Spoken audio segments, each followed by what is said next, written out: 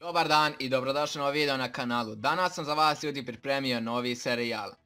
A on se tiče raznih youtubera. Ja ću njima postavljati pitanja, oni će meni slati odgovore. Neki će mi to snimiti i poslati, a neki će mi jednostavno samo odgovoriti porukom, pa ću ja nešto ovdje kombinovati. Uglavnom, prvu saradnju sam sklopio sa Supreme Nexusom, on mi je poslao, jednostavno nije bio u mogućnosti da mi snimi, vjerovatno je negdje žurio ili nema način, ulazim u to, skroz me ne interesuje. Ja sam mu stvarno zahvalan na ovome, još uvijek ne znam koji će biti ime serijala, ali smislit ćemo, tako da ljudi, to je to, krećemo.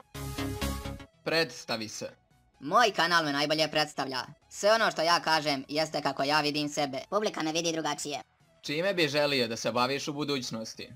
Već se bavim onim što želim. Kada si prvi put zaigrao Clash Royale i kakav je bio tvoj prvi utisak o igri?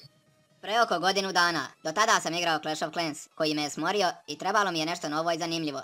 Oduševio sam se igrom u startu. Omiljena karta u Clash Royale i zašto baš ta? Omiljena karta u Clash Royale mi je Bandit, prelud je. Koji je tvoj cilj na YouTubeu? 100 miliona subscribera. Da li na YouTubeu nekog smatraš konkurencijom? Sve i niko. Što se tiče YouTubera, sa kim se najviše družiš? Dule, Cile, Kovalska, Veki i Miloš HD. Da li si zadovoljan brojem pretplatnika na YouTube kanalu? I dalje mi je teško povjerovati da imam ovoliko. Koje sve YouTubere pratiš? Pratim sve što se dešava kod nas, ali nisam neki ljubitelj gledanja. Čisto informativno, od svega na našoj sceni najviše gledam Balkan Info.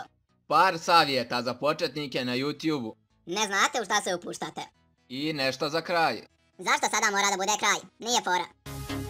Ok ljudi moji, to je to što se tiče ovoga klipa, ja se nadam da vam se sviđa ovaj novi serijal i nadam se da ćemo nastaviti. Sada ništa ljudi, ne znam kada će izlaziti, kako će izlaziti, sve ćemo se dogovoriti i o svemu ćete biti obaviješteni. Za sada samo želim da vam kažem da mi je ovo prvi put da radim nešto ovakvog tipa i da ne zamjerite ako je bilo grešaka i ako je malo lošije nešto. Jednostavno ću nastojati da u nekom daljem periodu ovo bude što kvalitetnije i što bolje. Smislit ću neke nove ideje, nešto, uglavnom vi ćete sve. Još jednom hvala Supreme Nexusu, znači što mi je ovo poslao, imat ćete tu odgovore, sve ćete vidjeti. Znači ovo ništa nije namješteno ljudi što se toga tiče, ja nijesam takav tip, tako da to je to. Uživajte u ostatku dana i pozdrav!